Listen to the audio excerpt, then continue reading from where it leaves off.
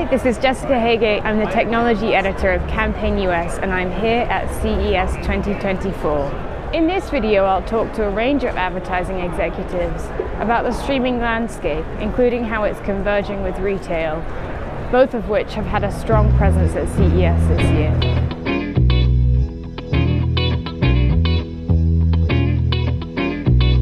Areas that you see that the analog linear models trying to develop. So in the case of the linear TV stations last year, if they didn't have live sports, their ad revenues are down by 10 to 14%.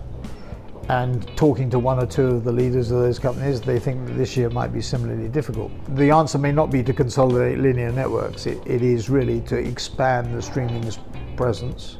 Or if you're a retailer, to compete with Amazon, what you have to do is to use your first-party data in an effective way to create their own walled garden, which is what they're doing. Well, the reason why streaming is so much bigger than in prior years is because for the first time this year, we saw adults 18 to 49 reach dip below 50% in linear. And we're seeing that viewing behavior and viewership shift move into streaming. So streaming viewership overall takes up about 40% of media consumption, which is a big tipping point for streaming when it comes to overall growth and reach. So that's why I think advertisers are leaning in. I look at the word commerce and I rarely see it any longer not modified by the word content.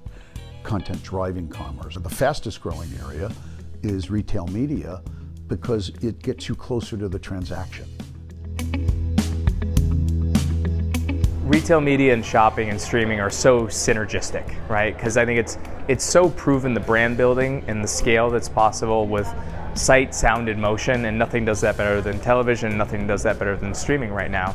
And to combine that with retail media networks and what they know about how people like to shop.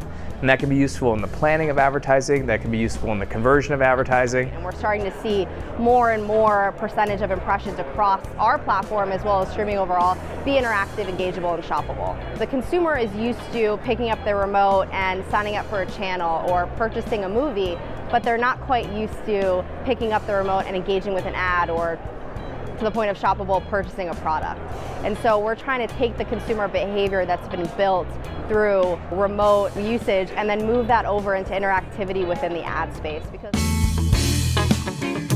so many brands have just used streaming as a pure extension of linear. They brought their 15 or 30 spots into streaming, run it across channels, bought them directly, yet they've left so much other opportunity on the table. So I think now we're moving into creating more experiences that are brand forward, that serve the right message with the right creative to the right audience. The next phase also requires all partners and players in the space to focus on interoperability. No longer does a brand want to go to one partner and buy in one way and get one set of measurement. They want to be able to have the interoperability to launch a campaign the same way across multiple partners to amass that linear type reach and then get the data back to make sure that it's driving the outcomes that they need it to. I think it's become actually, in a way, simpler because the alternatives to linear TV are very well clearly defined. When you look at the digital marketplace, right, it's 650 billion out of 950 billion of media revenue. Of that 650, Google probably will finish up the year about 225. Meta will finish at 125, that's 350, Amazon's 54. So 400 out of 650 comes from those three platforms. So has it really become more complicated? I mean,